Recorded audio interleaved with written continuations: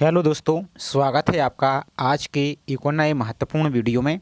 आज के वीडियो में हम देखने वाले हैं एमपीईएसबी के द्वारा जो हाल ही में आपके पैरामेडिकल कंबाइंड रिक्रूटमेंट टेस्ट के ऑनलाइन फॉर्म फिल किए गए थे।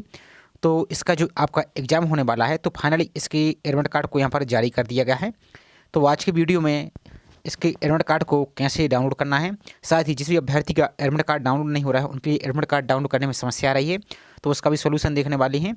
तो चलिए स्टार्ट करते हैं आज के वीडियो को।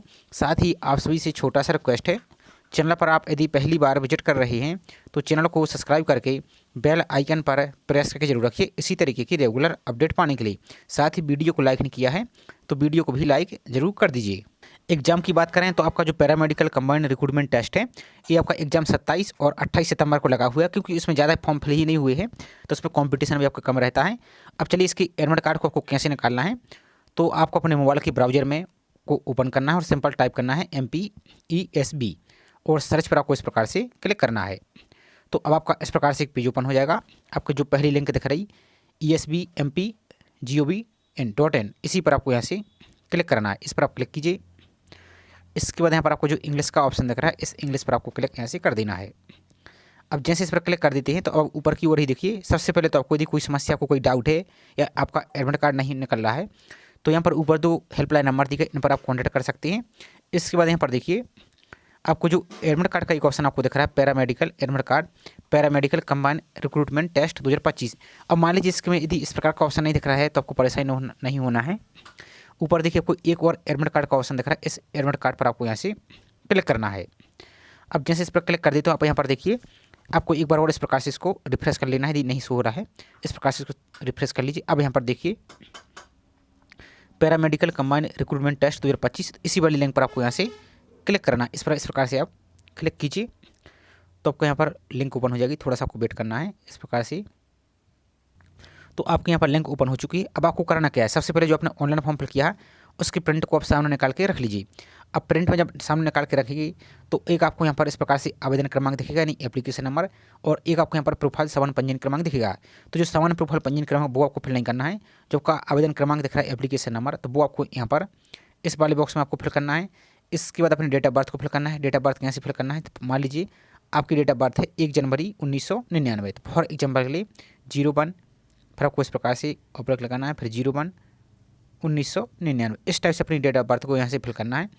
इसके बाद अब आपको करना क्या है, फर्स्ट 2 लेटर आपके मदर्स नेम और लास्ट 4 डिजिट आपके आधार कार्ड की। तो इसका मतलब क्या है कि आपके माता जी यानी मदर्स के नाम के 2 अंक के अक्षर कैसे, तो यहाँ पर देखिए जैसे मान लीजिए फॉर एग्जाम्पल आपकी मदर्स का नाम संगीता है, तो आपको कैसे फिल करना है, आगे के सिर्फ 2 अक्षर यहाँ पर देख लीजिए, 2 लेटर आपको S और A, और आधार कार्ड के जो पीछे के 4 अंक है वो आपको एक साथ फिल करना है। कैसे, यहाँ पर देखिए जैसे फॉर एग्जाम्पल के लिए आपकी माता जी का नाम है संगीता, तो आपको सिंपल S फिर A। अब आपके आधार कार्ड के जो भी लास्ट 4 डिजिट हैं, पीछे के 4 अंक, इस प्रकार से आपको यहाँ पर इस प्रकार से आपको फिल करना है, एक साथ ही आपको यहाँ से फिल करना है। अब इसके बाद अपना किस पेपर कोड के लिए अप्लाई किया है, तो इस प्रकार से देखिए paper code A, paper code B, paper code C, paper code D और पेपर कोड E।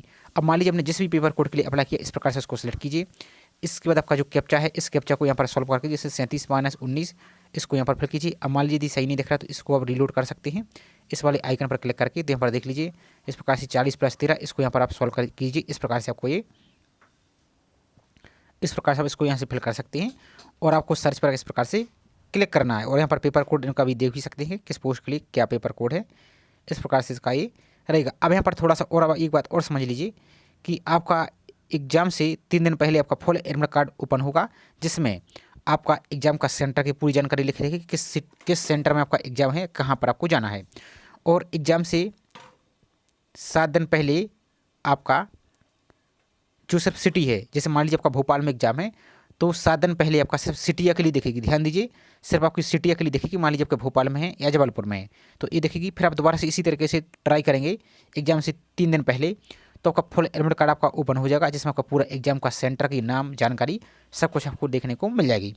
तो इस प्रकार से ये चेक करना है। अब दूसरी बात, जिसका एडमिट कार्ड ओपन नहीं हो रहा है तो उनके लिए आपको करना क्या है, अब आपको एक काम और कर लेना है कि यदि आपने जब फॉर्म फिल किया है तो फॉर्म को एक बार स्टेटस जरूर चेक करना है, क्योंकि हो सकता है किसी कारण से आपकी फीस यदि पेमेंट ना हुई हो, पेंडिंग हो, या फॉर्म रिजेक्ट हो गया, क्योंकि सैकड़ों अभ्यर्थी के इसी कारण से फॉर्म रिजेक्ट हो जाते हैं कि वो इस बात को ध्यान नहीं देते हैं।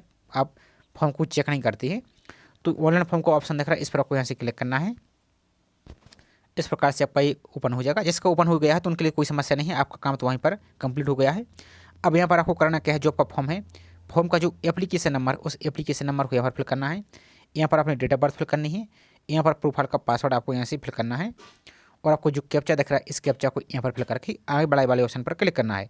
अब मान लीजिए यदि आपको प्रोफाइल जो पासवर्ड है वो आपको नहीं मिला है तो आपको कुछ नहीं करना, नीचे को चले आइए।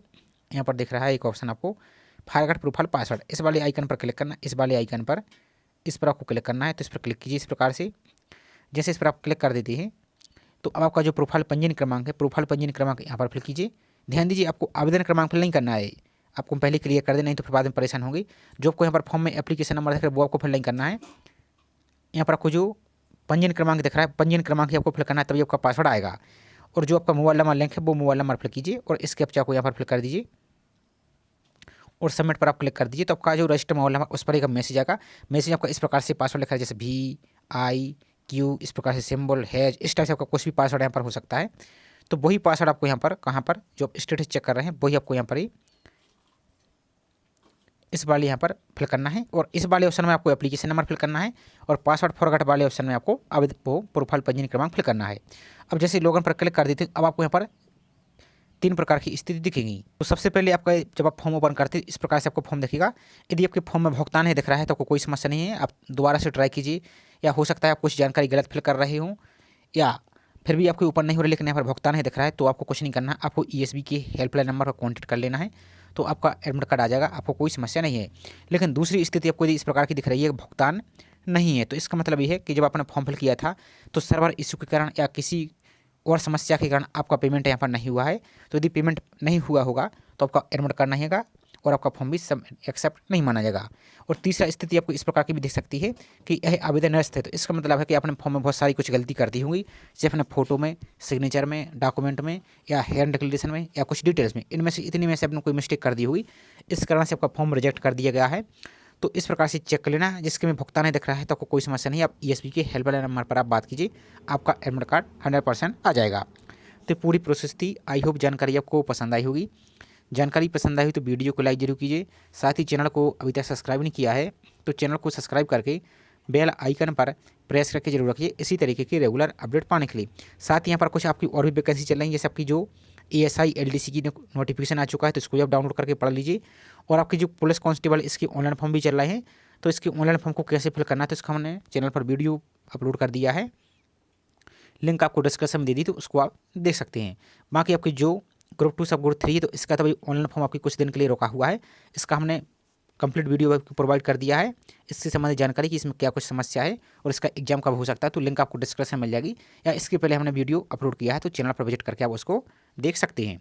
तो चलिए मिलते हैं इसी तरीके से एक और नई जानकारी के साथ। जय हिंद।